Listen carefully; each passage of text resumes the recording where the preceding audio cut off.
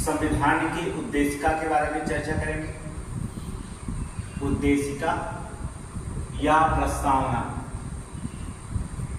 संविधान की उद्देशिका और प्रस्तावना। देखिए, संविधान की उद्देशिका और प्रस्तावना से बहुत इंपॉर्टेंट चैप्टर होता है, जहां से क्वेश्चन आता है। ठीक है, इसके बाद जो होता है संघ और राज्यों का भी हम पढ़ाएंगे।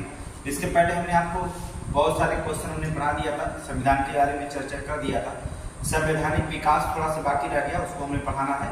और यहाँ पर देखिए, पहले आगे पढ़ लेते हैं संवैधानिक उद्देशिका या प्रस्तावना की चर्चा करेंगे। प्रस्तावना में देखेंगे क्या है सब, देखेंगे प्रस्तावना। पहली हेडिंग डालते हैं कि प्रस्तावना। प्रस्तावना में क्या शब्द है, लिखा गया है हम भारत के लोग। क्या लिखा रहता है? हम भारत के लोग, हम भारत के लोग, हम भारत के लोग। देखिए, प्रस्तावना शब्द में जो होता है, देखिए हम भारत के लोग एक क्रम में समीक्षा अधिकारी में पेपर में आया था, आरओ और एआरओ में क्वेश्चन आया था, जो एक क्रम व्यवस्थित करने के लिए कहा था। हम भारत के लोग प्रभुत्व संपन्न पंथ निरपेक्ष लोकतांत्रिक गणराज्य विकल्प ए बनाया था। हम भारत के लोग समाजवादी लोकतांत्रिक तंत्र निरपेक्ष बनाया था। हम भारत के लोग प्रभुत्व संपन्न समाजवादी पंथ निरपेक्ष लोकतांत्रिक गणराज्य, या हम भारत के लोग समाजवादी पंथ निरपेक्ष संप्रभुता गणराज्य, ऐसे क्रम बनाया था। समीक्षा अधिकारी में भी पेपर आया था, जो पेपर हुआ था फरवरी में। तो हम यहाँ पर क्रम भी क्वेश्चन पूछने लगा है, तो हम आपको क्रम से ही बताएंगे कि क्रम इसका पूछने लगा, तो एक क्रम ही आपका वैल्यू करेंगे। ठीक है, तो क्या रहता है हम भारत के लोग, क्या संपूर्ण प्रभुत्व संपन्न लिखते रहेंगे आप, ठीक है, क्योंकि नोट्स बनाते रहेंगे। संपूर्ण प्रभुत्व संपन्न, संपूर्ण प्रभुत्व संपन्न, पहला शब्द क्रम में यही रखा जाता है। ठीक है, फिर इसके बाद क्या कहते हैं समाजवादी। ठीक है, दूसरा शब्द क्या है? समाजवादी, समाजवादी।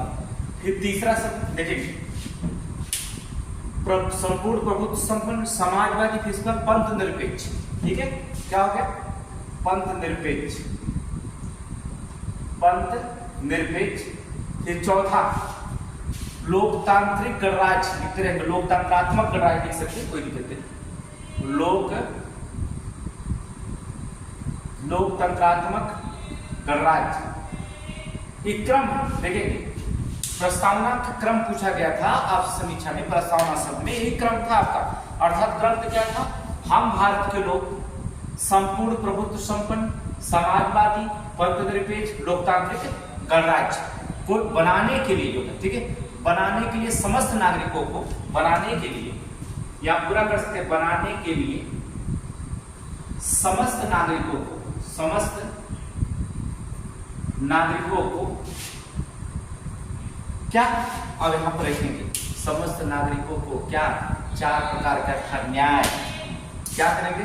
पहला न्याय। यहां पर क्वेश्चन कैसे पूछा जाएगा अभी बता रहे हैं। न्याय, कितने प्रकार के न्याय की चर्चा की गई है प्रस्तावना में? तो 3 प्रकार के न्याय की। देखिए, पीसीएस में, समीक्षा अधिकारी में, आरओ में, या कहीं भी क्वेश्चन पूछने लगा कि भारतीय संविधान की प्रस्तावना में कितने प्रकार के न्याय की चर्चा की गई है। लोकतांत्रिक गणराज्य बनाने के लिए समस्त नागरिकों को कितना, अर्थात कितने प्रकार के न्याय, 3 प्रकार के न्याय की बात कही गई है, सामाजिक, आर्थिक और राजनीतिक। ठीक है, ये कौन से न्याय? सामाजिक, आर्थिक और राजनीतिक, 3 प्रकार के न्याय की चर्चा की गई। सामाजिक, आर्थिक और राजनीतिक न्याय। ठीक है, अब देखिए कितने प्रकार की, सामाजिक, आर्थिक और राजनीतिक न्याय की पूछा जाता है। प्रस्तावना में कितने प्रकार के न्याय की चर्चा की गई? 3 प्रकार की है, सामाजिक न्याय, आर्थिक न्याय, राजनीतिक न्याय। अभी सबके बारे में हम चर्चा करेंगे। ठीक है, अभी आप समझिए कि प्रस्तावना में शब्द क्या जोड़ेंगे, बस इतना है। सामाजिक न्याय, आर्थिक न्याय, राजनीतिक न्याय क्या होता है अभी बताएंगे। प्रभुत्व संपन्न क्या है, समाजवादी क्या है, पंथ निरपेक्ष क्या है, लोकतांत्रिक गणराज्य अपनाया क्यों गया, इसकी भी चर्चा हम करेंगे आगे, कैसे अपनाया गया। सारे लोग शब्दों का हम चर्चा करेंगे। फिर क्या, दूसरी चीज की जो चर्चा की जाती है स्वतंत्रता। देखिए, दूसरी चीज क्या होती है? स्वतंत्रता। ये स्वतंत्रता अर्थात कितनी प्रकार की स्वतंत्रता की बात की गई, किया गया। क्या क्या स्वतंत्रता में शामिल किया गया? विचार, अभिव्यक्ति, विश्वास, लिखते रहेंगे, अर्थात विचार, अभिव्यक्ति, ठीक है, अपने विचार भी आप प्रस्तुत कर सकते हैं, अभिव्यक्ति के, विश्वास, किसका विश्वास, धर्म, ठीक है, देख सकते हैं धर्म तथा उपासना, ठीक है, उपासना की स्वतंत्रता, सभी प्रकार के तैयार करेंगे, ठीक है, धर्म या एवं उपासना की स्वतंत्रता, उपासना की स्वतंत्रता, ठीक है। देखिए आप देखेंगे 3 प्रकार के न्याय है। स्वतंत्रता की बात क्या करता है, विचार, अभिव्यक्ति, विश्वास, धर्म और उपासना की स्वतंत्रता, ठीक है, विचार, अभिव्यक्ति, विश्वास, धर्म और उपासना की स्वतंत्रता। तो क्या करेंगे, लोकतांत्रिक बनाने के समस्त नागरिकों के न्याय, स्वतंत्रता और क्या है, समता, क्या चीज होती है, तीसरा क्या होता है, समता, ठीक है, समता। देखिए जो समता बराबरी की बात करता है, ठीक है, इसमें किसकी समता की बात कर रहा है, प्रतिष्ठा और अवसरों को प्रदान करने के लिए, ठीक है, किसकी, प्रतिष्ठा व अवसरों की, देखिए नोट करते रहेंगे, ठीक है, अवसरों की समता प्रदान करने के लिए, अवसरों की समता प्रदान करने के लिए, देखिए समता के कारण अर्थात प्रतिष्ठा और समता, अर्थात कहने का मतलब अवसर जो है हर जगह प्रतिष्ठित किया जाएगा, जो आपका अवसर होगा, चाहे खेल हो, चाहे कूद हो, चाहे वैज्ञानिक बनने को, चाहे कुछ भी हो, हर जगह अवसर की बात करता है। यहाँ समता का मतलब हो जाएगा जो प्रतिष्ठा है या अवसर है, सबको समता प्रदान करने, सब समता मतलब बराबरी प्रदान करने की बात कही गई है, किसमें, प्रस्तावना में, अर्थात प्रतिष्ठा और अवसरों की समानता प्रदान करने के लिए हमने क्या बनाया, समता की बात। तीसरी चीज होता है बंधुता शब्द जोड़ा गया। चौथा क्या है, बंधुता, बंधुता, देखिए हमने कहा कि बंधुता उन सब में व्यक्ति की, देखिए व्यक्ति की गरिमा, उन सब से जो व्यक्ति की गरिमा और उसके जो होता अस्पष्ट समएकता, व्यक्ति की गरिमा, व्यक्ति की गरिमा एवं अस्पष्ट एकता, एकता, ठीक है, व्यक्ति की गरिमा और राष्ट्र की एकता लिख सकते हैं, राष्ट्र की एकता, इस तरह से शब्द लिखेंगे, राष्ट्र की एकता, ठीक है। बंधुता में क्या, बंधुता मतलब भाईचारा, ठीक है, भाईचारा, हर व्यक्ति की गरिमा की बात करता, हर व्यक्ति को राष्ट्र की एकता की बात करता, एकता को अखंडता को सुनिश्चित करने वाली, एकता को, एकता की अखंडता को, अखंडता शब्द आया है, को सुनिश्चित करने वाली, को सुनिश्चित करने वाली, ठीक है, अखंडता को जो होता है सुनिश्चित करने वाली बंधुता को अपनाया गया, ठीक है, सुनिश्चित करने वाली बंधुता को अपनाया गया। अब देखेंगे क्या, ध्यान सुनेंगे, प्रस्तावना में शब्द क्या है, अभी सब क्वेश्चन आपको कंफर्म हो जाएगा। पहला क्वेश्चन तो यहां से पूछा गया था आरओ में, फिर दूसरा क्वेश्चन यहां से भी पूछा गया था। हम भारत के लोग, प्रस्तावना में शब्द है संपूर्ण प्रभुत्व संपन्न समाजवादी धर्मनिरपेक्ष लोकतांत्रिक राज्य बनाने के लिए समस्त नागरिकों को न्याय, स्वतंत्रता, समता और बंधुता को सुनिश्चित करते हैं। कितने प्रकार के न्याय की बात की गई है, सामाजिक, आर्थिक और राजनीतिक न्याय की बात करेंगे। स्वतंत्रता में किसकी बात की गई, विचार, अभिव्यक्ति, विश्वास, धर्म और उपासना की स्वतंत्रता, 1, 2, 3, 4 और 5, ठीक है, 5 प्रकार की स्वतंत्रता की बात की गई। समता की बात की गई, प्रतिष्ठा और अवसरों की समानता की प्रदान की गई है। बंधुता का मतलब होता है व्यक्ति की गरिमा और राष्ट्र की एकता को, अखंडता को सुनिश्चित करने के लिए जो था बंधुता की बात की गई। अब देखेंगे, अब क्वेश्चन आपसे यहाँ से भी क्वेश्चन पूछा गया, कुछ क्वेश्चन यहाँ से पूछे गए, जैसे हमने कहा कि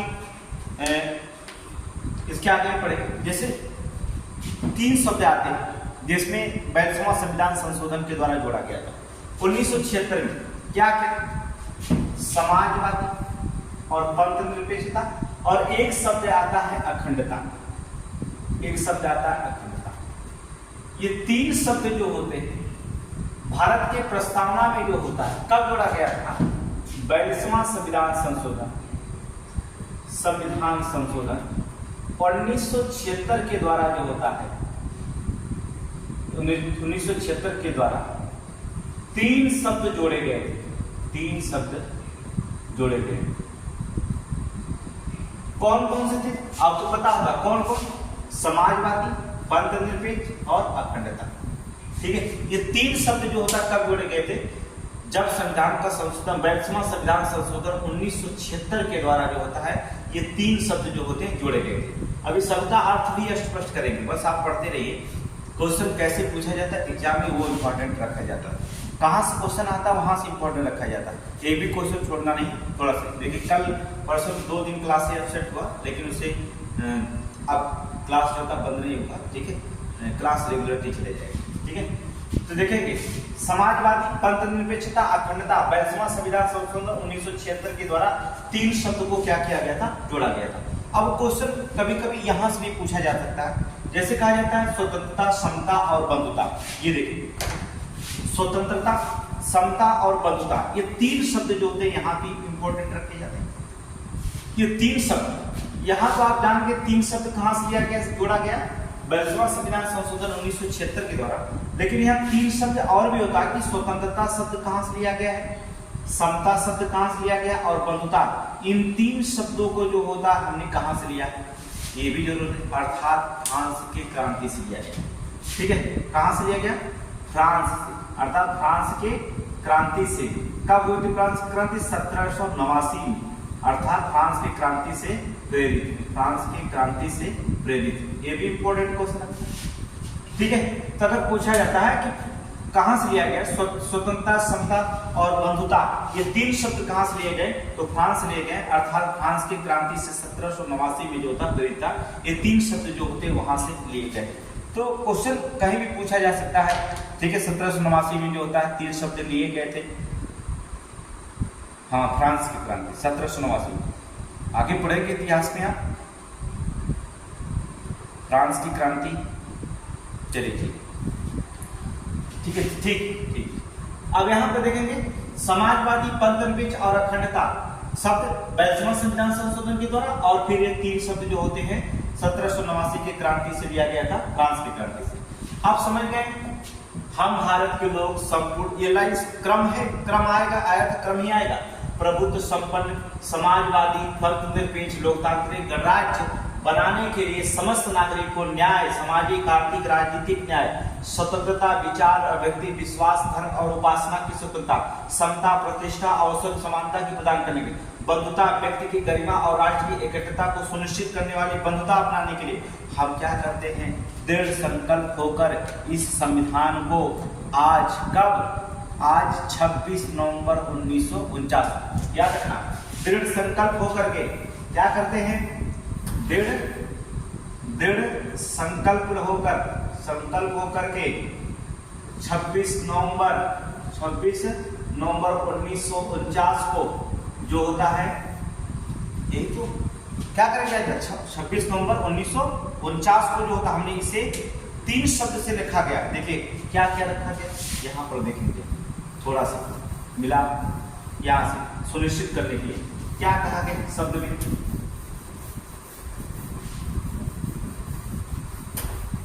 स्वतंत्रता, बंधुत्व, अर्थात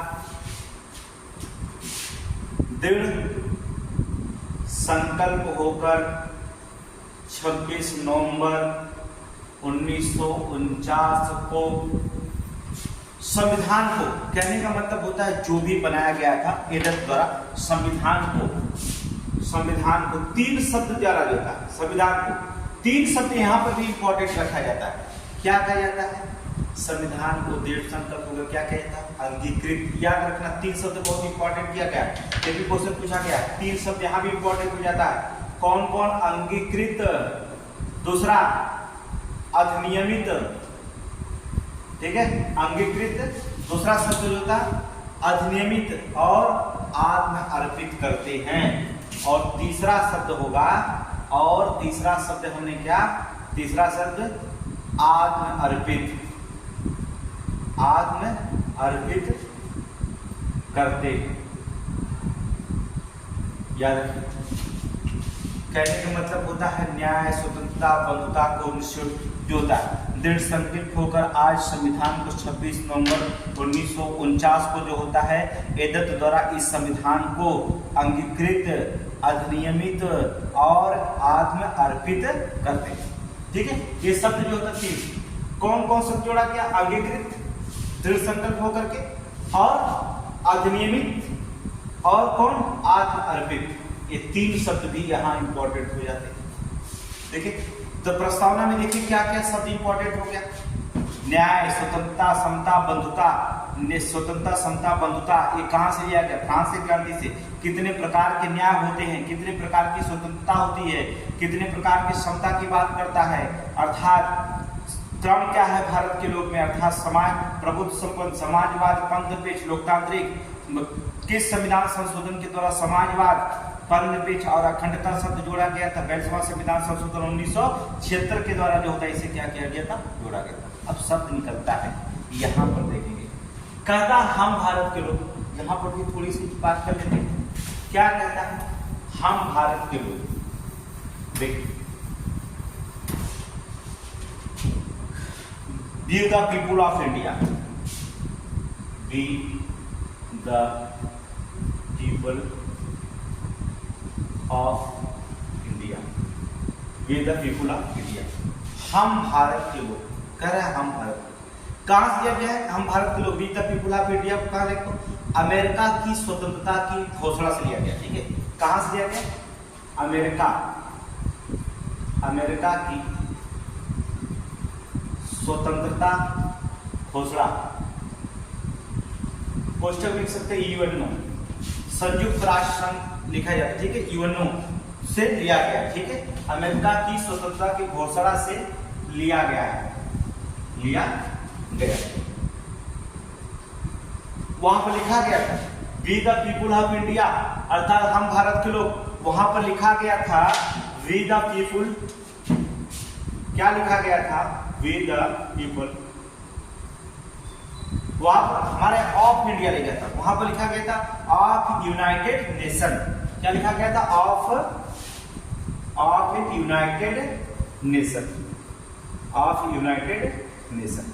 यहां से हमने, अर्थात अमेरिका की जो स्वतंत्रता की घोषणा पत्र था वहां लिखा गया था we the people of united nation. वहां से हमने जो होता है, यहां से हमने भी लिख लिया, अपने यहाँ अपना लिया अमेरिका के वी भारत, अर्थात हम भारत की घोषणा, अर्थात हम भारत के लोग, अर्थात we the people of India.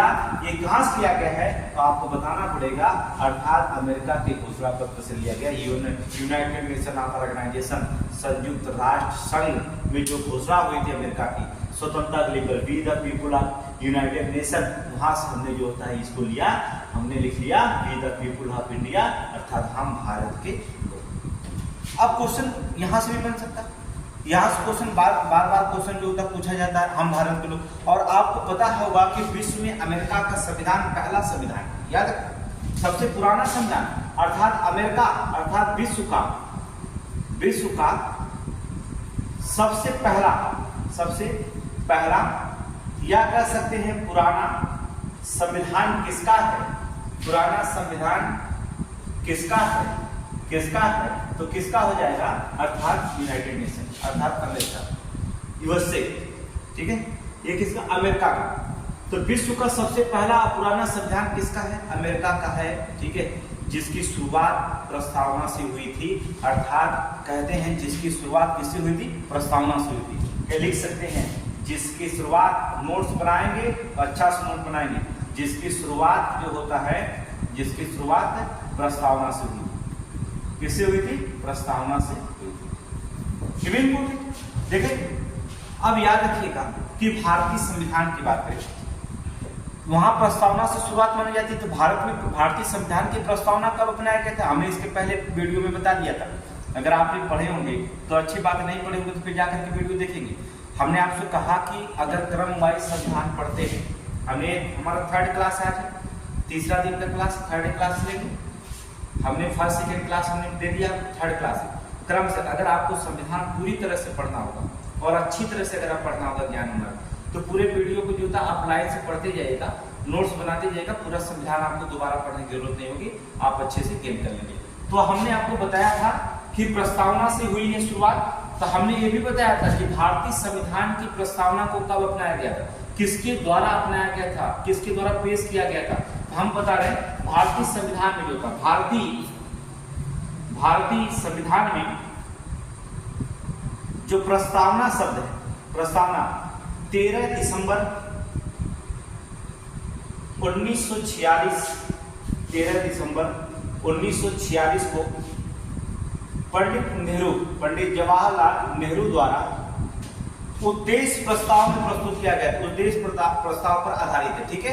किसके, जो यहाँ पर 1946 के द्वारा पेश किए गए, जो नेहरू द्वारा जो होता है पेश किए गए,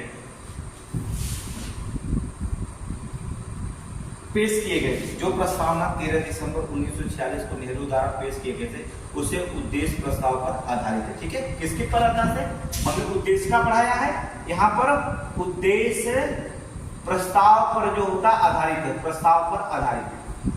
अब आपको क्वेश्चन ये भी इंपॉर्टेंट होता कि जो उद्देश्य प्रस्ताव कब पारित हुआ। देखिए 13 दिसंबर 1946 के प्रस्तावना पेश किया गया पंडित जवाहरलाल नेहरू के द्वारा। अब यहाँ पर जो था उद्देश्य प्रस्ताव पर आधारित था, तो हमारा उद्देश्य प्रस्ताव जो संविधान सभा में उद्देश्य प्रस्ताव कब अपनाया गया, ये भी इंपॉर्टेंट है। तो उद्देश्य प्रस्ताव कब आया था, कब अपनाया गया था उद्देश्य प्रस्ताव, अर्थात इसको उद्देश्य प्रस्ताव को अपनाया गया था 22 जनवरी 1947 को। याद रखिए 22 जनवरी 1947 को उद्देश्य प्रस्ताव को पारित किया गया, ठीक है। ये भी इंपॉर्टेंट। कहने का मतलब होता है विश्व का सबसे पुराना और सबसे पहला संविधान जो था अमेरिका का संविधान है, जो प्रस्तावना पर आधारित है। पंडित जवाहरलाल नेहरू ने भी प्रस्तावना पर ही अपनाया। उन्होंने 13 दिसंबर 1946 को जो था इस प्रस्तावना को अपनाया। इस प्रस्तावना को जो होता है उन्होंने क्या कर दिया, उद्देश्य प्रस्ताव जो पारित किया उसी में जो होता है इस प्रस्तावना की बात कही, ठीक है। उद्देश्य प्रस्ताव में प्रस्तावना की बात की, और इसी उद्देश्य प्रस्ताव को जब पारित हुआ उद्देश्य प्रस्ताव 22 जनवरी 1947 को जो पारित हुआ, तो इसे उद्देश्य प्रस्ताव जो था हमने 22 जनवरी 1947 को क्या कर दिया, पारित कर दिया। सुस्पष्ट हो गया इसमें। अब हम बात करते हैं जैसे अब इसका प्रस्तावना का मुख्य शब्द क्या है, उसका अर्थ क्या होता है, इसको जानने की कोशिश करेंगे हम कि प्रस्तावना में मुख्य शब्द का अर्थ क्या होता है। जैसे आपने कहा संपूर्ण प्रभुत्व संपन्न शब्द, तो इसका अर्थ क्या होता है यहां पर भी जानने की कोशिश करेंगे। चलिए अर्थ जानेंगे आप कैसे होता है।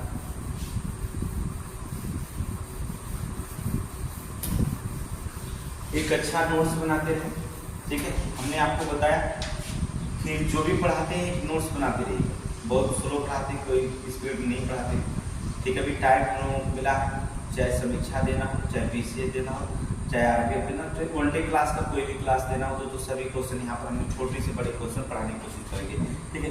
प्रस्तावना के मुख्य शब्द क्या है, ये आपको बहुत इंपॉर्टेंट होता है। प्रस्तावना के मुख्य शब्द, हम इसके साथ जो मुख्य शब्द पढ़ेंगे और उसका भावार्थ भी पढ़ेंगे, उसका अर्थ जरूरी है, ठीक है। उनका भावार्थ क्या है, प्रस्तावना के मुख्य शब्द और उनका पहला शब्द हमने आपको बताया था प्रभुत्व संपन्न। चलिए पहला शब्द हमने बताया संपूर्ण प्रभुत्व संपन्न। पहला शब्द हमने बताया कि संपूर्ण प्रभुत्व संपन्न। इसका मतलब क्या होगा, इसका मतलब होगा भारत अपने प्रभुत्व, मतलब सब, जब प्रभुत्व संपूर्ण संपन्न, जब हम सबसे संपन्न, सारे चीज हमारे पास है, हमें किसी से डरने की कोई बातें नहीं है, सही है तो गलत करने की बातें नहीं। इसका मतलब होता है प्रभुत्व संपन्न का मतलब बताया गया है भारत अपने आंतरिक और बाह्य मामले में किसी भी विदेशी सत्ता, कहने मतलब किसी भी विदेशी सत्ता या व्यक्त शक्ति के अधीन नहीं होगा, ठीक है। क्या कहता है, भारत, लिख लेते हैं भारत, हाँ लिखते हो, अपने आंतरिक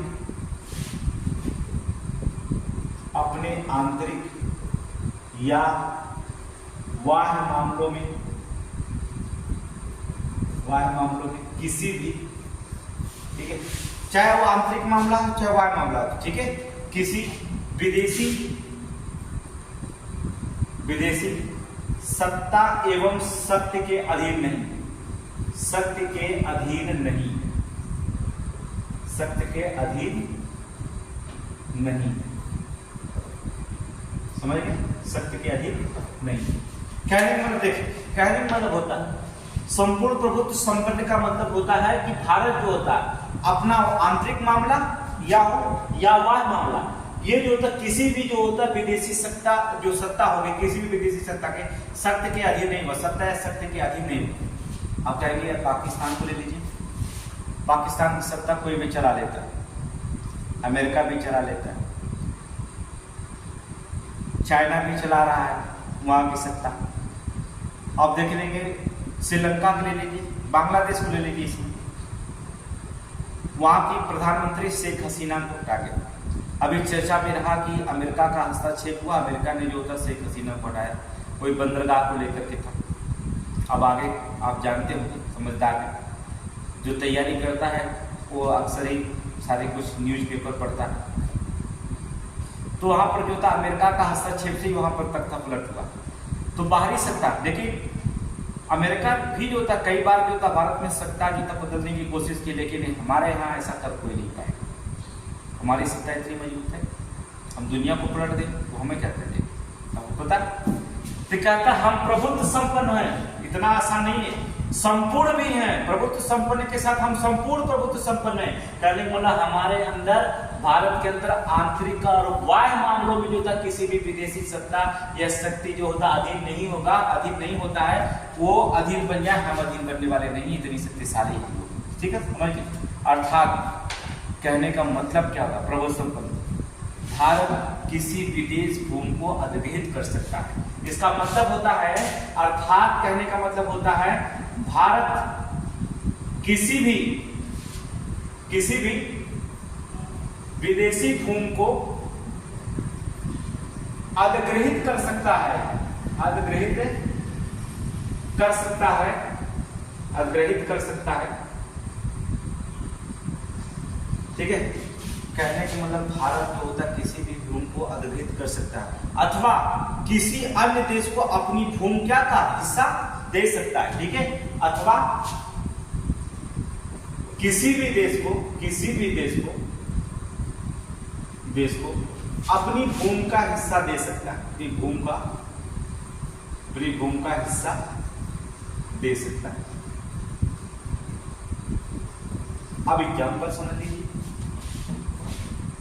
मान लीजिए हमें चाबहार बंदरगाह चाहिए ईरान में, हमने ईरान के साथ समझौता कर लिया, भाई हमें चाबहार बंदरगाह चाहिए, हमारा व्यापार होगा इसी के रास्ते से। सेंट्रल एशिया में, मध्य एशिया में जाने के लिए जो था चाबहार बंदरगाह बहुत इंपॉर्टेंट हो जाता है। तो चाबहार बंदरगाह इंपॉर्टेंट हो जाता है, इसलिए हमें एशिया में, सेंट्रल एशिया में जाने के लिए, और हमको चाबहार बंदरगाह चाहिए, तो हम उससे क्या कहेंगे, कुछ लीज पर पैसे दे करके, लीज पर जो था उसका विकास करके, जो भी समझौता हो, हम 99 साल खातिर, 98 साल खातिर, जो भी 100 साल खातिर, जितना दिन खातिर जो होता है, हम उसे क्या करेंगे, लीज पर ले सकते हैं। इसमें किसी विदेशी सत्ता और शक्ति के हम अधीन नहीं कि हम लेंगे, आप मना किए तो हम नहीं लेंगे, हमारी मर्जी। या कोई हमारे यहाँ बंदरगाह सैन्य अड्डा बनाना चाहता है भारत में, अब मान लीजिए रूस ही मान लीजिए, रूस जो होता है अपना सैन्य अड्डा बनाने लगे, तो हमारी सरकार के अधीन है, अमेरिका हमें मना नहीं कर सकता, आप इसे नहीं देंगे, यहाँ पर आपको जहाज लूटने के लिए नहीं देंगे, या आप यहाँ लीज पर नहीं देंगे, नहीं, हम संपूर्ण समय हम निर्णय लेंगे कि हम क्या करेंगे, यह हमारा निर्णय होगा। अर्थात भारत किसी भी विदेशी भूमि को अधिग्रहित कर सकता है, या किसी भी विदेशी भूमि, किसी भी विदेशी को जो होता है, किसी भी जो देश को जो होता है अपनी भूमि का हिस्सा दे सकता है। इसमें किसी भी देश का कोई हस्तक्षेप नहीं होगा। अभी पाकिस्तान को जो होता है, पाकिस्तान ने जो होता है चाइना का कुछ पीओके हिस्सा दे दिया, जहां पर उस पर निर्माण कार्य भारत ने उस पर हस्तक्षेप किया, ये भारत का हिस्सा है, क्योंकि आप वो भारत का हिस्सा है, इसलिए भारत ने हस्तक्षेप किया। पाकिस्तान अपना पीओके तो भारत का है, तो फिर पाकिस्तान ने क्यों दिया, उस पर चाइना पर हमने हस्तक्षेप किया। तो यहाँ पर एक प्रभुत्व संपन्न का मतलब यही हो गया कि भारत अपने आंतरिक और बाह्य मामले में किसी भी विदेशी सत्ता के शक्ति के अधीन जो होता नहीं होता, ये रखा गया, अर्थात ये रखा। दूसरी शब्द हो गया प्रभुत्व संपन्न के अलावा समाजवादी शब्द जोड़ा गया, अर्थात दूसरा शब्द है समाजवाद।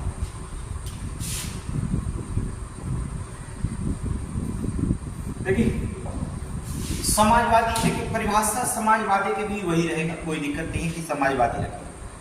समाजवादी मतलब ये होता है, समाजवादी मतलब भारत अपनी आंतरिक और बाह्य मामले में किसी भी विदेशी सत्ता और सत्ता के अधीन नहीं होता, हम समाजवादी कहते हैं।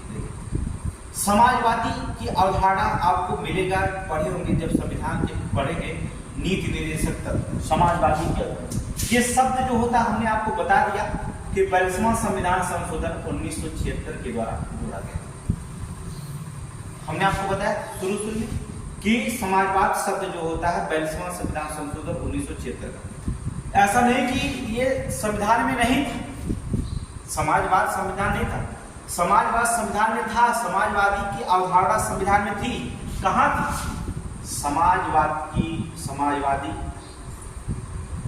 समाजवादी की अवधारणा आपको अगर देखना होगा तो ये पहले से ही था संविधान में, ये जोड़ा जरूर गया लेकिन पहले से था। कहां था? पढ़ेंगे राज्य का नीति निर्देशक तत्व। कहां पर था?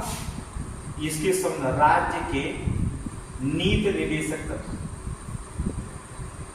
राज्य के नीति निर्देशक तत्व कब से कब? अनुच्छेद 36 से 51 तक राज्य के मूल अधिकार, राज्य का नीति निर्देशक तत्व में जो होता है 36 से 51 तक जो होता है उसमें क्या किया? समाज। इसके पहले मूल अधिकार, फिर राज्य का नीति निर्देशक तत्व होगा, अर्थात राज्य के नीति निर्देशक तत्व में 36 से 51 तक में होता है समाजवाद की अवधारणा निहित है। इसमें राज्य का नीति निर्देशक अर्थ ही होता है समाज के कल्याण कार्यों के लिए बनाया गया था। राज्य का 36 से 51 तक जो भी आप पढ़ेंगे वो सारे आर्टिकल जो होता है आपको समाज के कल्याण से जुड़े हुए आर्टिकल आपको मिलेंगे। आगे पढ़ेंगे, एक एक की व्याख्या करेंगे। तो वहां पर समाजवाद पहले से था, लेकिन हमने 42वां संविधान संशोधन 1946 के द्वारा हमने प्रस्तावना में इसे क्या कर दिया?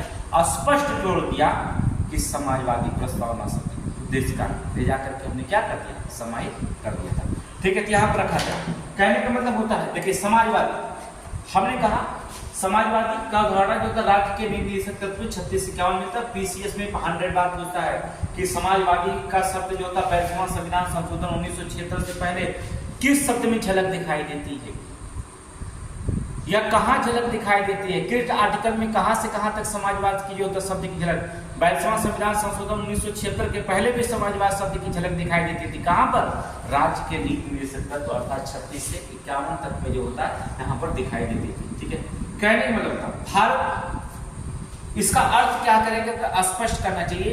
भारतीय समाजवाद जो होता है झुकाव ज्यादा से ज्यादा रहा मार्क्सवादी और गांधीवादी पर अधिक रहा। ठीक है, जो भारत में जो होता है, भारत में जो समाजवाद का झुकाव रहा, समाजवाद का झुकाव जो रहा मार्क्सवादी एवं गांधीवादी की तरफ अधिक है।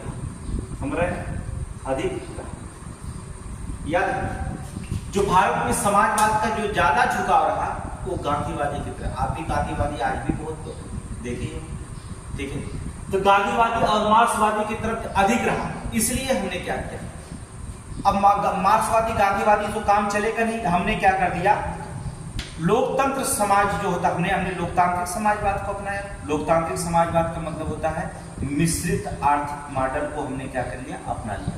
बस इतना, क्योंकि जब तक हम आर्थिक मॉडल नहीं अपनाएंगे तब तक हम विकसित नहीं होंगे। पहली बात जानो, भारत 2047 तक लक्ष्य बनाया है विकसित राष्ट्र का। अभी हम अल्प विकसित की श्रेणी में आते हैं विकासशील देश में, लेकिन विकासशील देश में भी हम लोग अल्प विकसित श्रेणी में आते हैं, याद रखना। और 2047 तक हमारा टारगेट है कि हम विकसित देशों की श्रेणी में जाते हैं, अमेरिका और रसिया जैसे देशों के साथ में। तो हमने 2047 से इसका हमने टारगेट बना लिया है कि हम विकसित राष्ट्र बनेंगे 2047 तक। तो हमने क्या कर दिया, ये मार्क्सवादी गांधीवादी से काम चलने वाला नहीं था, इसलिए लोकतांत्रिक समाज के साथ हमने मिश्रित आर्थिक मॉडल को क्या कर लिया? अपनाया था। मिश्रित आर्थिक मॉडल को हमने क्या कर लिया? अपना लिया। मिश्रित आर्थिक मॉडल को क्या कर लिया? अपनाया। समाजवाद से काम नहीं चलने वाला, इसलिए हमने क्या कर दिया? लोकतांत्रिक समाजवाद अपनाया। क्या अपनाया? लोकतांत्रिक समाज। हमारा समाजवाद क्या है?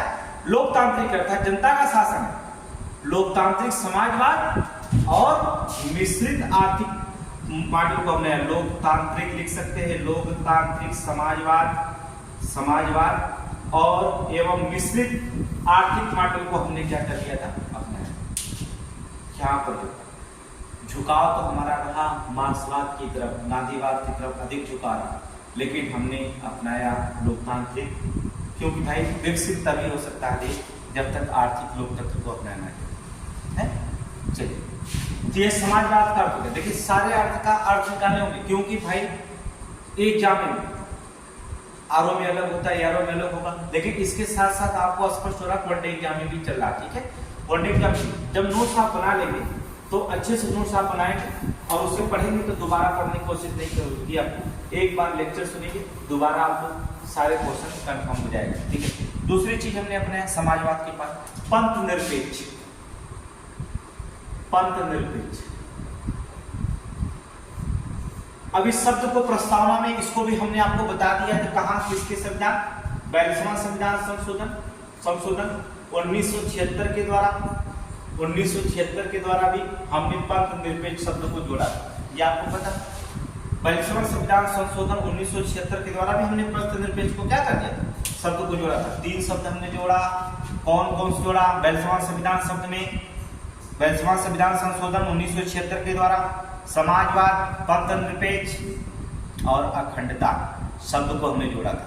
तो यहाँ पंथ निरपेक्ष शब्द को हमने जोड़ा था, अर्थात आपको पढ़ेंगे पंथ निरपेक्ष शब्द, जरूरी नहीं कि यहाँ पर 1976 में पहले था पंथ निरपेक्ष तभी आया, नहीं। आप पंथ निरपेक्ष शब्द का झलक देखेंगे तो मूल अधिकार आप देखेंगे, मूल अधिकार में एक अधिकार है स्वतंत्रता का अधिकार, बताया गया होगा, तो पढ़े होंगे स्वतंत्रता का अधिकार, आर्टिकल 25 से 28, अनुच्छेद 25 से 28 तक देखेंगे। यहां पर जो होता पंथ निरपेक्ष शब्द की जो होता झलक आपको थोड़ी सी दिखाई देगी, अर्थात स्वतंत्रता के जो अधिकार है, अर्थात यहाँ पर देखें मूल अधिकार में 25 से 28 तक, वहां भी तो स्वतंत्रता का अधिकार है।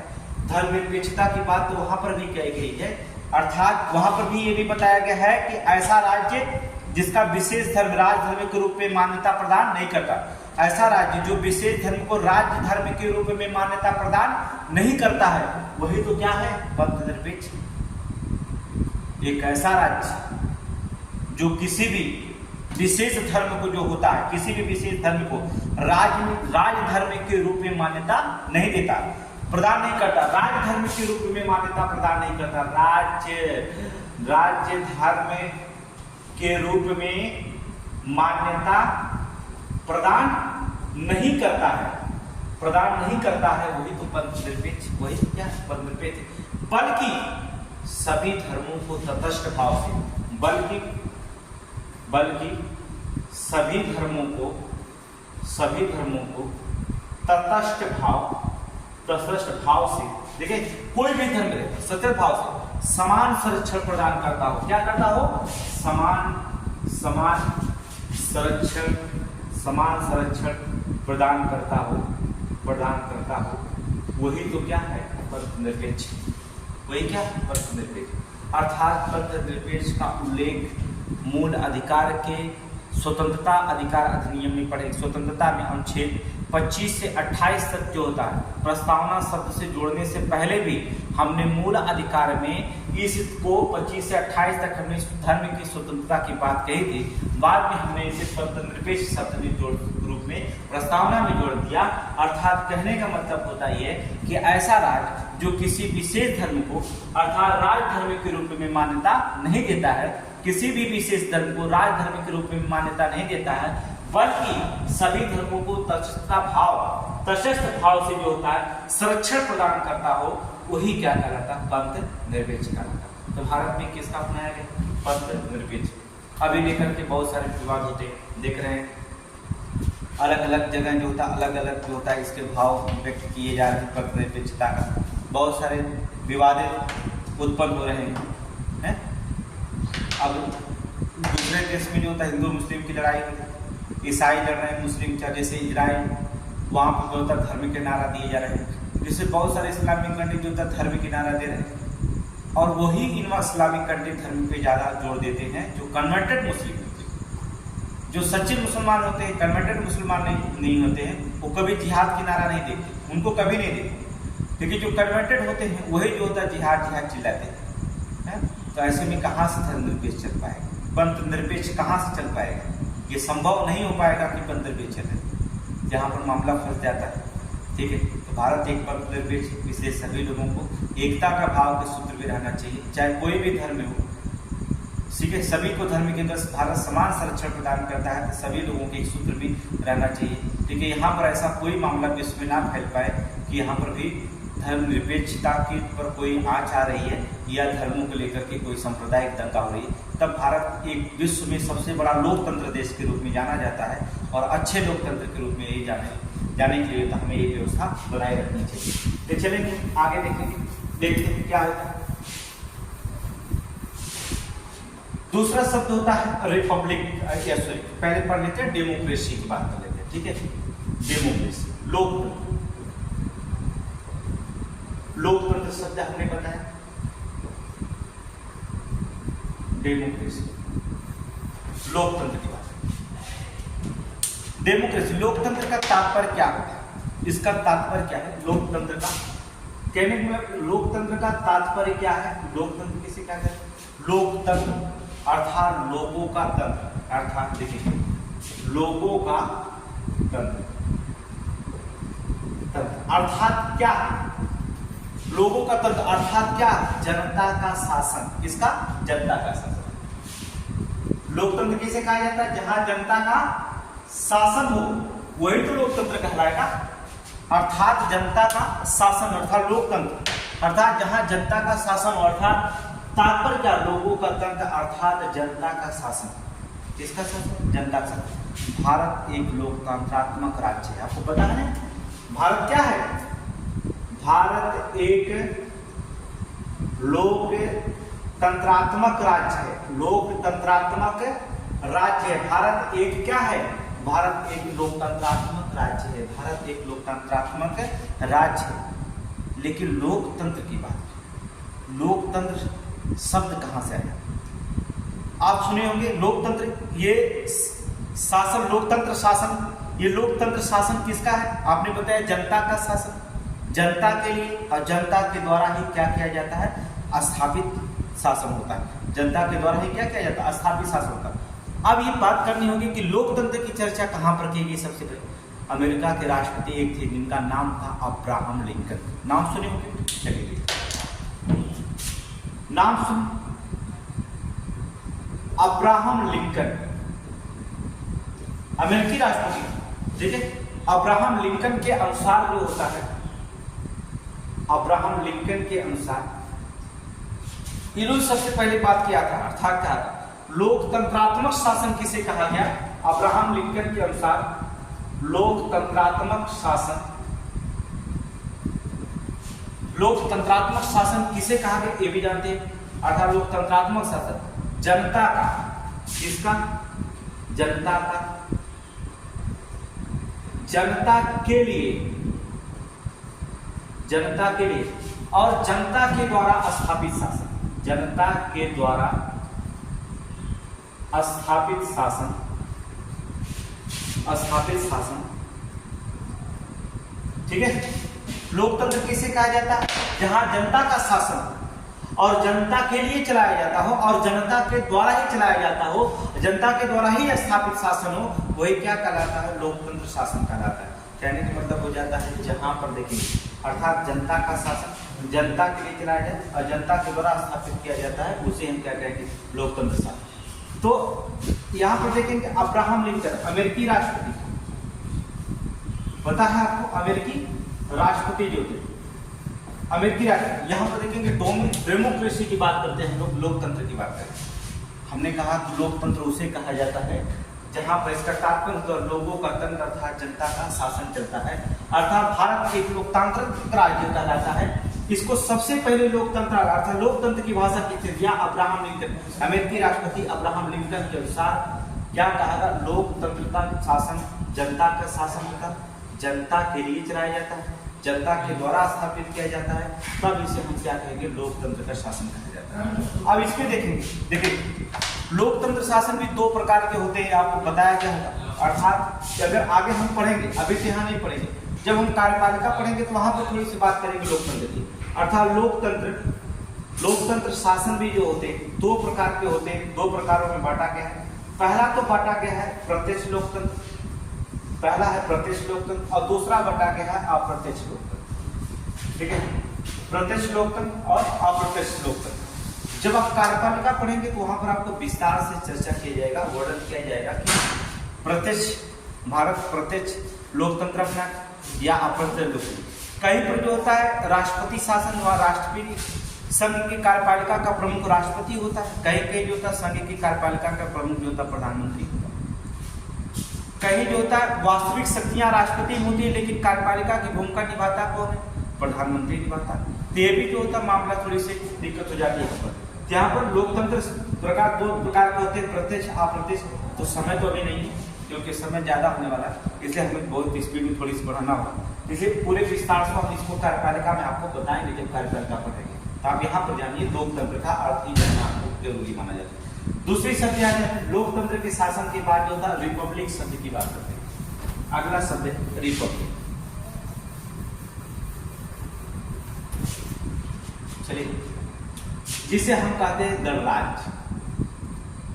गणराज्य रिपब्लिक शब्द होता है गणराज्य। देखिए गणराज्य शब्द की बात करते हैं, जो गणराज्य रिपब्लिक, इसका तात्पर्य क्या होता है, गणराज्य का तात्पर्य क्या होता है। पहला कि इसका अर्थ जरूरी जानना होता है कि इसका अर्थ क्या है। गणराज्य इसका तात्पर्य क्या होता है, गणराज्य किसके कहा जाते हैं। जब तक इसका अर्थ नहीं समझ पाएंगे तब तक आप इसका आगे क्या कैसे करते। गणराज्य का तात्पर्य होता क्या, भारत का राष्ट्राध्यक्ष निर्वाचित होगा, ना कि वंशानुगत। ठीक है, भारत का राष्ट्राध्यक्ष निर्वाचित, भारत का राष्ट्राध्यक्ष निर्वाचित होगा, ना कि वंशानुगत, ना कि वंशानुगत। कहने का मतलब होता है गणराज्य शब्द कहाँ, गणराज्य का मतलब होता है भारत का राष्ट्र, जहां राष्ट्राध्यक्ष निर्वाचित होता हो, वंशानुगत ना होता हो, वो शब्द क्या कहलाते हैं, गणराज्य कहते हैं। वो शब्द क्या, गणराज्य। देखिए भारत जो होता है, भारत में गणराज्य आपको पता है, भारत एक लोकतंत्रात्मक देश है, पता है, लोकतंत्रात्मक गणराज्य अपनाता है। ठीक है, यहाँ भारत में देखेंगे, यहीं पे देखिए भारत एक क्या है, लोकतंत्रात्मक गणराज्य, लोकतंत्रात्मक गणराज्य है। गणराज्य भारत क्या है, एक लोकतंत्रात्मक गणराज्य। आपको पता है लोकतंत्रात्मक गणराज्य बताने की जरूरत नहीं, अर्थात यहाँ का राष्ट्राध्यक्ष निर्वाचित होता है, ना कि वंशानुगत नहीं होगा। प्रधानमंत्री का लड़का प्रधानमंत्री बनेगा, राष्ट्रपति का लड़का राष्ट्रपति बनेगा, ऐसा वंशानुगत नहीं। हमारे यहाँ क्या होता है, निर्वाचित होता है, अर्थात हमने गणराज्य शब्द देखा। इसलिए भारत जो होता है एक लोकतांत्रिक गणराज्य के रूप में अपनाता। जबकि वहीं पर देखेंगे ब्रिटेन की बात कर लेते हैं, अर्थात ब्रिटेन जो होता है, ब्रिटेन का जो होता है, वहां पर जो होता है लोकतंत्र के साथ साथ जो होता है राजतंत्र भी होता है। याद रखना, वहां पर होता है ब्रिटेन में जो होता है लोकतंत्र, लोकतंत्र के साथ साथ राजतंत्र भी होता है, अर्थात राजतंत्र भी होता है। अर्थात लोकतंत्र तो है ही है, साथ साथ में जो होता है राजतंत्र। कहने का मतलब ब्रिटेन का वंशानुगत भी होता है और निर्वाचित। लोकतंत्र तो अपनाया गया, साथ साथ में जो होता है वहाँ राजतंत्र। वहां पर जो होता है राजतंत्र, राजा जो होता है, जब प्रधानमंत्री का चुनाव वहां पर होता है तो दो ही प्रत्याशी होते हैं। यहाँ पर 50 प्रत्याशी उड़ जाते हैं, लाखों पार्टियां होती हैं, वहां पर ऐसा नहीं होता। वहां पर दो ही पार्टियां होती हैं, अर्थात वहां राजा दो लोगों को चुनता है और जनता के सम्मुख खड़ा कर देता है। पहला तो राजतंत्र हो गया, क्योंकि राजा ने दो लोगों को चुना, ये तो राजतंत्र हो गया। अब फिर जो होता जनता के सामने उन दोनों लोगों को भेज दिया, जाइए आप दोनों लड़िए, जनता जिसे चुनेगी वही क्या होगा, प्रधानमंत्री बनेगा। तो जनता जो होता उन दोनों में से किसी एक को चुनती है तो प्रधानमंत्री हो गया। तो जनता चुनी तो लोकतंत्र हो गया, और राजा चुनी तो क्या हो गया, राजतंत्र हो गया। इसे ब्रिटेन में जो होता है, ब्रिटेन में लोकतंत्र के साथ साथ जो होता है राजतंत्र भी है, अर्थात ब्रिटेन में लोकतंत्र अपनाया गया, साथ साथ में क्या है राजतंत्र भी अपनाया गया। तो आप समझ गए होंगे गणराज्य का मतलब होता है जिसका राष्ट्राध्यक्ष निर्वाचित हो, ना कि वंशानुगत हो, वही क्या कहलाता है गणराज्य शब्द कहलाता है। ठीक है, गणराज्य। आगे चलेंगे नेक्स्ट।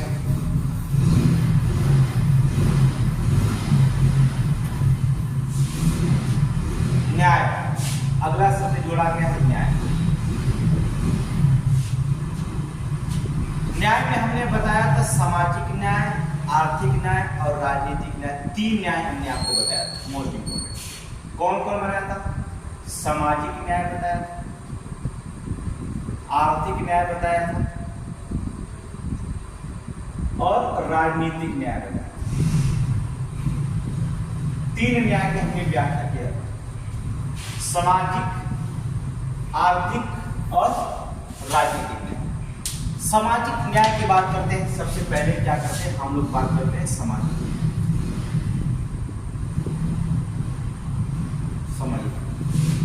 देखिए सामाजिक न्याय का मतलब क्या होता है?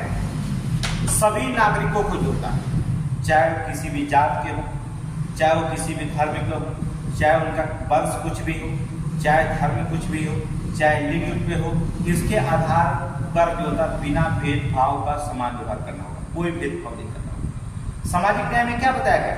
सामाजिक न्याय में बताया गया है कि सामाजिक न्याय में नागरिकों के साथ जो होता है, सभी नागरिकों के साथ, किसी भी नागरिक के साथ, कोई सभी नागरिकों के साथ, जात हो किसी भी जात का हो, उसका जात क्या है नहीं मतलब, उसका रंग गोरा काला कोई मतलब नहीं, उसका किस वंश का इसका कोई मतलब, किस धर्म का है ये भी नहीं मतलब, क्या लिंग है उसके नहीं, इसके आधार पर बिना भेदभाव के, बिना समान व्यवहार के, बिना भेदभाव के, कोई भेदभाव नहीं करना होगा, सभी के साथ जो होता है क्या करना होगा?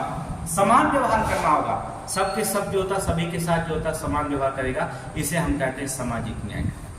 दूसरी चीज होता है आर्थिक न्याय कहलाते हैं। दूसरा शब्द बताया गया आर्थिक न्याय, यहां पर देखेंगे आर्थिक न्याय।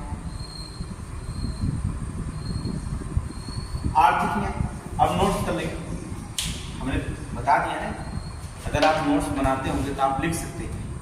क्या लिख सकते हैं? सामाजिक न्याय में सभी नागरिकों को लिख लीजिए, सभी नागरिकों के साथ जात, रंग, वंश, धर्म, लिंग को आधार पर भेदभाव के बिना समान व्यवहार करना ही सामाजिक न्याय कहलाता है। ठीक है, चलिए आर्थिक न्याय की बात करते हैं। देखिए आर्थिक न्याय, इसका तात्पर्य है कि जो उत्पादन भारत में होता, उत्पादन के साधनों के विवरण, जो उत्पादन हो रहा है, इन साधनों का विवरण इस प्रकार किया जाना चाहिए कि एक व्यक्ति दूसरे व्यक्ति का शोषण ना कर सके, वही सब आर्थिक न्याय हुआ।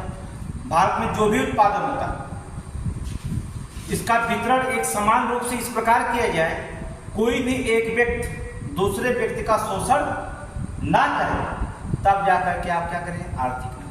कुछ भी उत्पादन, अब हमने कह दिया कि बाजार में कोई आ गई नया मारुति फॉर्च्यूनर मान लीजिए आ गई, हमने कहा एक व्यक्ति जो होता फॉर्च्यूनर से चल रहा, एक व्यक्ति बहुत कमजोर गाड़ी आ गई, दूसरा व्यक्ति चल रहा है,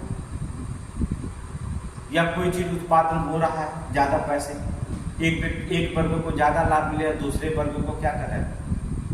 उसका कोई लाभ ही नहीं मिला। तो ऐसा नहीं होना चाहिए। सामाजिक न्याय का मतलब ये होना चाहिए कि जो उत्पादन हो रहा है, उत्पादन के साधनों को विवरण जो होता है इस प्रकार होना चाहिए हो जाए कि जिसमें कोई व्यक्ति जो होता है दूसरे व्यक्ति का शोषण ना कर सके, उसे हम क्या कहेंगे? आर्थिक न्याय। समझिए। और आपको बता दें सामाजिक और आर्थिक न्याय, इसके पहले भी नीति निर्देशक तत्व में हमने आपको बताया था, वहां पर पढ़ेंगे, पढ़ लीजिएगा। सामाजिक और आर्थिक न्याय के जो होता है नीति निर्देशक तत्व, एक है नीति निर्देशक तत्व, नीति निर्देशक तत्व आर्टिकल पढ़ेंगे, वहां पर पढ़ लीजिएगा अनुच्छेद 38 और 39 में, वहां पर जो होता है सामाजिक और आर्थिक न्याय की चर्चा की गई, वहां पर जाएंगे आर्टिकल 38 और 39 में, वहां पर की गई। पीसीएस के लिए मोस्ट इंपोर्टेंट होता है। इसके अलावा प्रस्तावना के अलावा भी क्वेश्चन ऐसे पूछता है। आरओ के लिए जो होता है कथन और तर्क में इसके अलावा भी पूछता है। वहां पर देखेंगे नीति निर्देशक तत्व में आर्टिकल 38 और 39 में जो होता है यहाँ की बात की गई है, अर्थात सामाजिक और आर्थिक न्याय की स्थापना की राज्य की बात जो की गई है वो कहाँ पर नीति निर्देशक तत्व आर्टिकल 38 और 39 में जो होता की गई। पढ़ लीजिएगा, ठीक है, वहां पर पढ़ लीजिएगा। नहीं पढ़िएगा तभी कोई दिक्कत नहीं है, अभी तो हम पढ़ाएंगे राज्य का नीति निर्देशक, ठीक है। तो आप वहां पर चर्चा करेंगे, यहाँ पर भी बता देंगे कि यहाँ पर हमने चर्चा किया था। स्वतंत्रता की बात करेंगे तो ये भी जो होता मूल अधिकार में आप पढ़े होंगे, भाग 3 पढ़े होंगे, भाग 3 पढ़े होंगे नहीं, आप भाग 3 पढ़ेंगे जब वहां पर मूल अधिकार, भाग 3 क्या करेंगे, जब मूल अधिकार की उसमें हम चर्चा करेंगे तो वहां पर स्वतंत्रता की बात की गई है। कहां पर बात की गई, अनुच्छेद 19 क्लॉज 1 क्लॉज 3 आर्टिकल अर्थात अनुच्छेद 19 क्लॉज।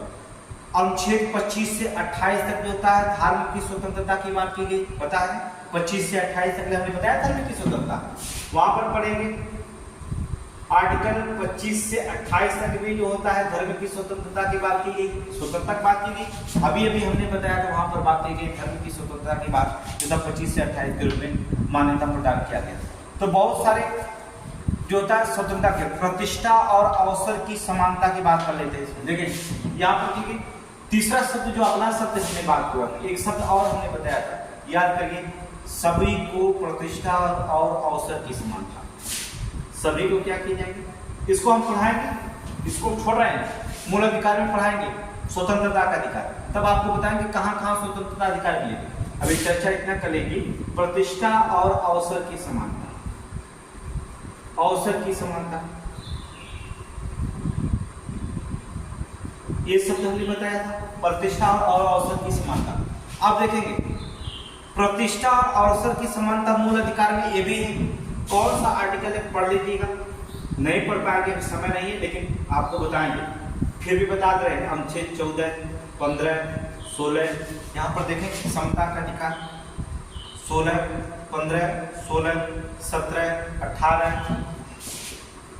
17, 18, 25 में भी है धर्म की स्वतंत्रता का अधिकार 25। देखिए वहां पर जो था अवसर की नहीं, यहाँ पर रखा गया 25 में, यहाँ पर यहाँ नहीं रखेंगे आर्टिकल 25, ठीक है, यहाँ पर आप रखिएगा 25 नहीं बल्कि आप पढ़िएगा 325।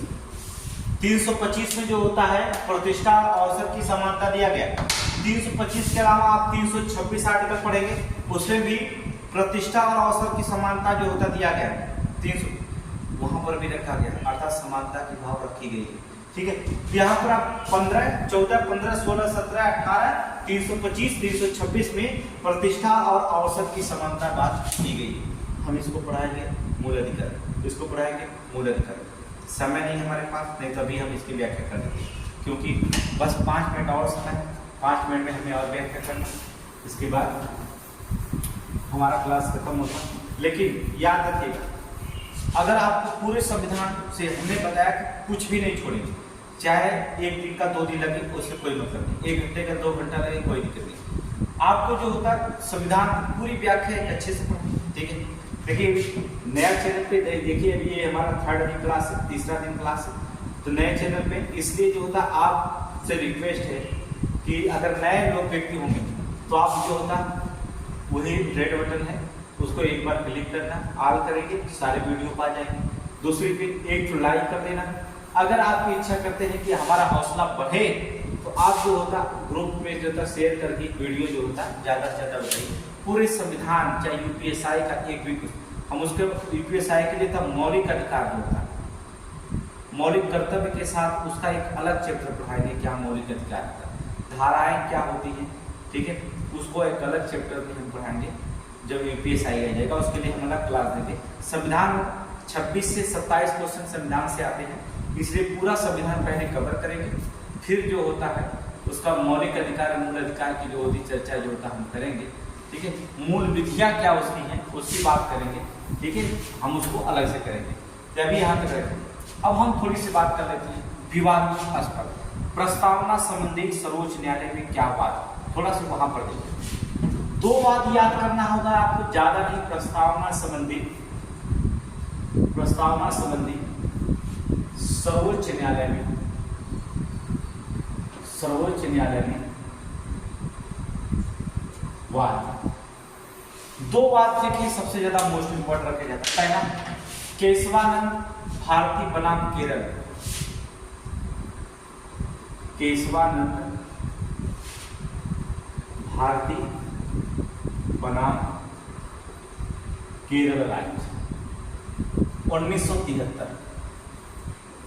इसमें लेकर के प्रस्तावना को लेकर के जो होता दोनों में लड़ाई होती, केरल राज्य और केशवानंद भारती, इन दोनों में जो होता है क्या होगी लड़ाई। सर्वोच्च न्यायालय ने अपना मत दिया, सर्वोच्च न्यायालय ने अपना मत दिया कि उद्देशिका संविधान का अभिन्न अर्थात अभिन्न अंग। सर्वोच्च न्यायालय का इसमें निर्णय क्या आया, पहला निर्णय आया, सर्वोच्च न्यायालय ने निर्णय दिया था इस पर, न्यायालय ने निर्णय दिया, क्या निर्णय दिया कि उद्देशिका संविधान का अभिन्न अंग, उद्देशिका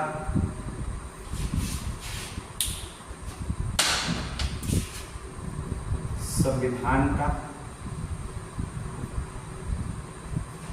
अभिन्न अंग। पहला निर्णय दिया सर्वोच्च न्यायालय ने दिया। इस पर जब वाद हुआ तो सर्वोच्च न्यायालय ने निर्णय दिया, कहा कि उद्देशिका जो होता है संविधान का अभिन्न अंग है। ठीक है, उद्देशिका में संशोधन किया जा सकता। सर्वोच्च न्यायालय ने कहा, इस पे दूसरा निर्णय दिया कि उद्देशिका में संशोधन किया जा सकता है, किया जा सकता है, लेकिन याद रखिए संशोधन किया जाता है लेकिन मूल ढांचे के अलावा, मूल ढांचा में कोई संशोधन नहीं किया जा सकता, अर्थात मूल ढांचे के अलावा, मूल ढांचे के अलावा। सर्वोच्च न्यायालय का निर्णय आया केशवानंद भारती बनाम केरल राज्य में प्रस्तावना को लेकर उद्देशिका को लेकर के विवाद था, उसमें सर्वोच्च न्यायालय ने निर्णय दिया उद्देशिका संविधान का अभिन्न।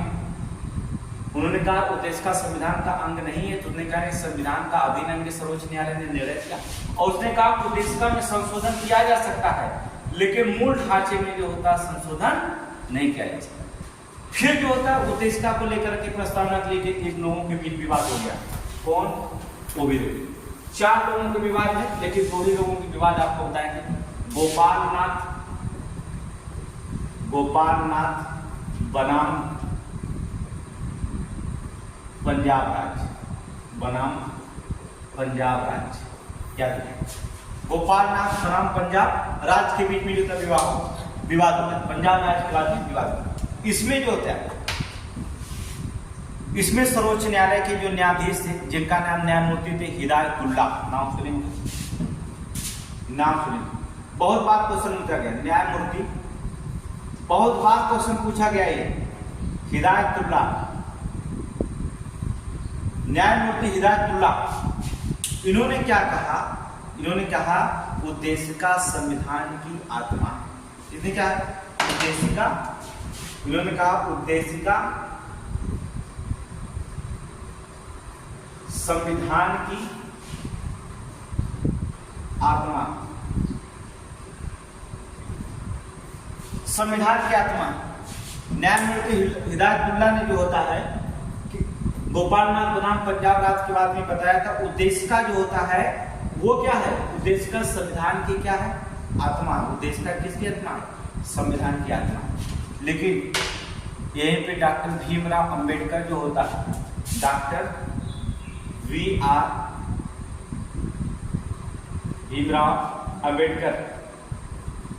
अंबेडकर संविधान की आत्मा किसे माना? अर्थात संविधान की आत्मा किसे कहें?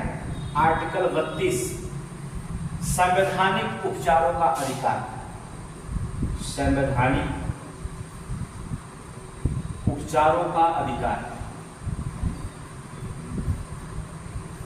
संवैधानिक उपचारों के अधिकार अर्थात भीमराव अंबेडकर के अनुसार अनुच्छेद 32 में संवैधानिक उपचारों के अधिकार को ही क्या कहा है भीमराव अंबेडकर ने? संविधान की आत्मा का। तो संवैधानिक उपचार के अधिकार को जो था भीमराव अंबेडकर ने जो था संविधान की आत्मा कहा, और न्यायमूर्ति हिदायतुल्ला ने उद्देशिका की संविधान का आत्मा कहा। उद्देशिका को क्या कहा? संविधान का आत्मा कहा। और हिदायतुल्ला ने, और जबकि भीमराव अम्बेडकर जो होता है संवैधानिक उपचारों के अधिकार को जो होता है संविधान का आत्मा का। तो इनके अनुसार ये आत्मा है, इनके अनुसार ये आत्मा, दोनों को याद रखिएगा। क्वेश्चन में जो भी पूछा जाएगा बता देंगे। अब तक प्रस्तावना में केवल एक ही बार संशोधन हुआ, याद रखना। अब तक जो होता है ठीक है, अब तक बात करते हैं कि प्रस्तावना में केवल एक बार संशोधन हुआ है। क्या किया गया? एक बार जो होता है संशोधन हुआ है केवल प्रस्तावना, केवल एक बार ही संशोधन। ये तो प्रस्तावना का सब। कल हम पढ़ते हैं संविधान की विशेषताओं के बारे में चर्चा करते हैं, कहाँ से क्या लिया गया है संविधान की विशेषता। फिर यहाँ विशेषताओं की चर्चा करके जो होता सीधे हम संघ और राज्य के विलय पर जो होता चर्चा करेंगे। तो पहले हम विशेषताओं पर चर्चा करेंगे, फिर इसके बाद राज्य और विलय पर। आज हमने इसके अर्थ, संभावना, प्रस्तावना और उद्देशिका का अर्थ जाने। ठीक है, तो आप हमसे जुड़े रहिए, कोई भी क्वेश्चन आपका छूट नहीं पाए। ठीक है, सारे व्याख्या आप करेंगे। किसी भी कितना भी क्वेश्चन कहीं से भी पूछे, आप उत्तर देने के लिए क्या करेंगे, घबराने की जरूरत नहीं। इतना हम पढ़ा देंगे कि आप संविधान में जो होता है कहीं से कहीं क्वेश्चन पूछे।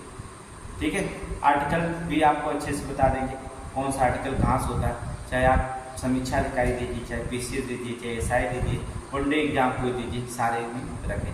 ठीक है।